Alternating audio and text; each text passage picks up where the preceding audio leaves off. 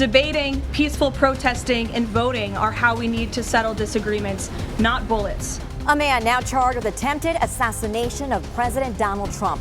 The update from investigators after the chaos Saturday night.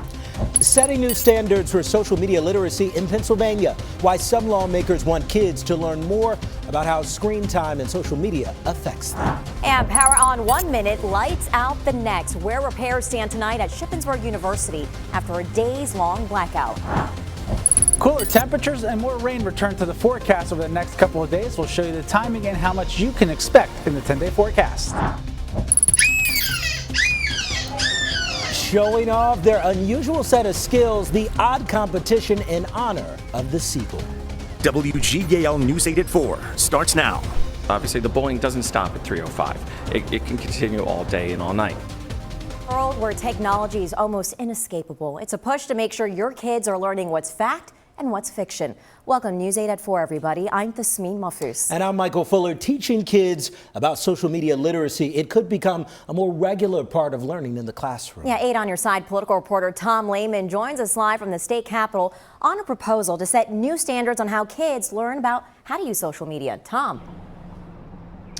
Tasmin and Michael, supporters of this legislation basically say social media has become such an impactful part of kids' lives because of things like cell phones and tablets and computers, and they really ought to know more about the effects it has on them. That is why the State House just passed legislation that would task the State Board of Education coming up with new standards to talk about that topic in the classroom.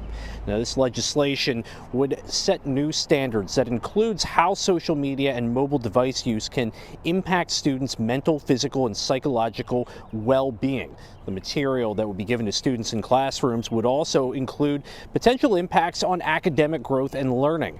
The standards would also educate students about personal security online and how to identify things like scams and suspicious behavior or cyberbullying. We're really putting something into kids' hands without any information about what could happen, both the positive and the negative. And so I think we need to address that, because certainly when we see bullying, we see all these types of things happening, and we're not giving them the information they need to make informed decisions. State Representative Jim Prokopiak of Bucks County says the legislation would also make that material available to public and private schools alike, as well as programming available for teachers during continuing professional development hours. Coming up at 5, we're going to talk with what one social media expert says is an important part about making sure students are well aware of the effects of social media, as well as why one Republican lawmaker and former teacher says this could potentially be a solution in search of a problem. In Harrisburg, Tom Lehman, WGAL News 8. Tom, thank you. Well, it's a push to take the death penalty off the table in Pennsylvania entirely. 2 bipartisan bills, House Bill 99 and House Bill 888, passed committee today and are headed to the House floor for a vote that in essence would repeal the penalty for first-degree murder. Supporters say capital punishment is deeply flawed, costly, inconsistently applied, and has led to innocent people being sentenced to death in the past. I think it's good that people are coming at this from polar opposite political views, but they're landing at the same place, that it's just not a good idea to award the state the power to decide between life and death. Well, executions of inmates actually remain under a moratorium in the Commonwealth. The last inmate to be executed was Gary Heidnik back in 1999. However, inmates are still able to be sentenced to death. And we're following breaking news. Police in East Lampeter Township are investigating a stabbing. So it happened at the Sheets on Old Philadelphia Pike around 3:20 this afternoon. We are working to learn more information about this, and we do have a crew on the way to the scene right now. We'll keep you updated on air and also online. Also, a driver swerves to avoid a deer and it leads to a crash on a major highway. Part of Route 283 in Lancaster County was shut down for hours just after 5:30 this morning near the Route 741 exit. Traffic cameras in the area showed the backup that you see right there on your screen. You could see there was heavy fog at the time. East Hempfield Township Police say the driver of the Subaru swerved to avoid the animal, then hit an unoccupied Mercedes-Benz parked on the shoulder. No one was hurt. Police say there are no traffic violations. It took about 2 hours for emergency crews to clean up the area and reopen the road.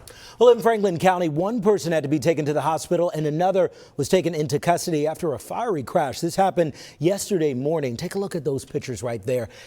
The intersection of Philadelphia Avenue and Sunset Pike in Green Township. Now, after the crash, you can see the car just caught fire. Now, the Franklin Fire Company arrested the driver for driving under the influence.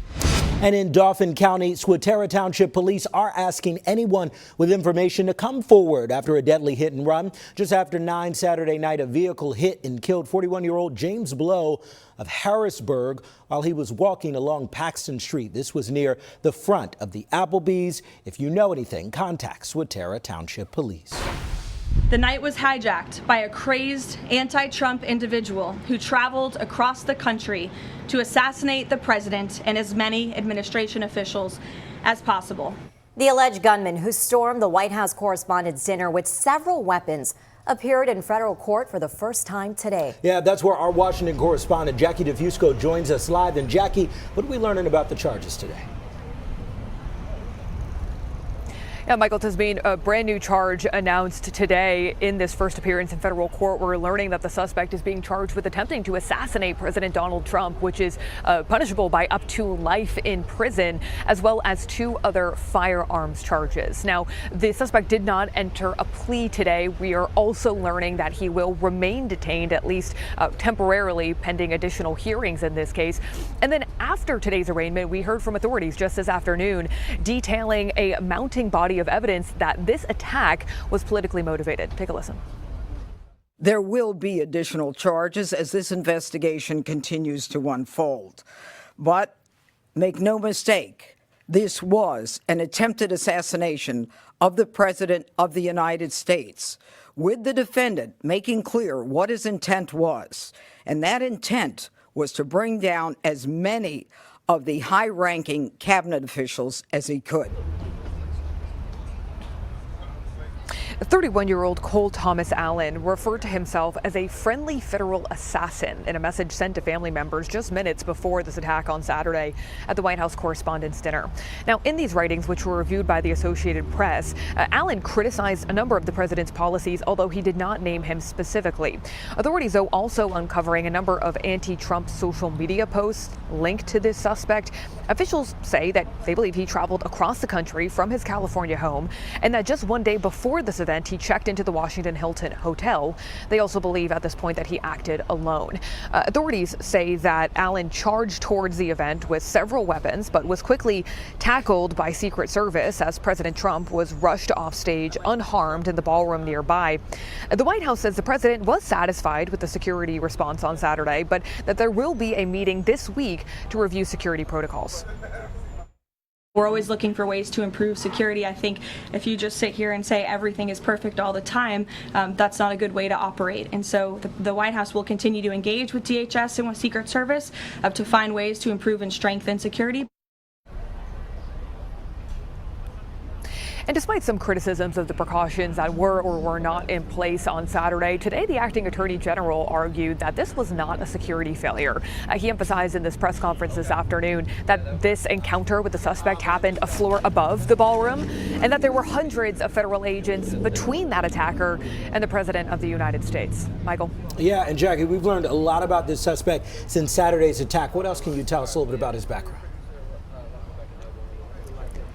Yeah, Michael, and investigators just said, there's still so much that they are trying to learn. But what we do know at this point is that the suspect, based on our review of court data, had no prior criminal history. There doesn't appear to be anything out of the ordinary when it comes to his firearm purchases in terms of the guns that were used in this event. We know that he worked as a tutor, as an amateur video game developer. As for his political affiliation, wasn't clear based on California's voter records, but we do know based on federal campaign finance records that he made a small donation to a Democratic PAC that was earmarked for Kamala Harris's 2024 presidential campaign. Now, also, according to sources who spoke to our National Investigative Unit, the suspect's brother actually reached out to police in Connecticut about 2 hours after this incident, raising concerns about the attack. And also, it is reported that his sister spoke to investigators saying that her brother was prone prone to making radical statements. We know investigators, for example, are looking into his ties to left-wing groups, they say. So again, still so much that there is yet to know about this person, but we'll of course stay on it here in Washington.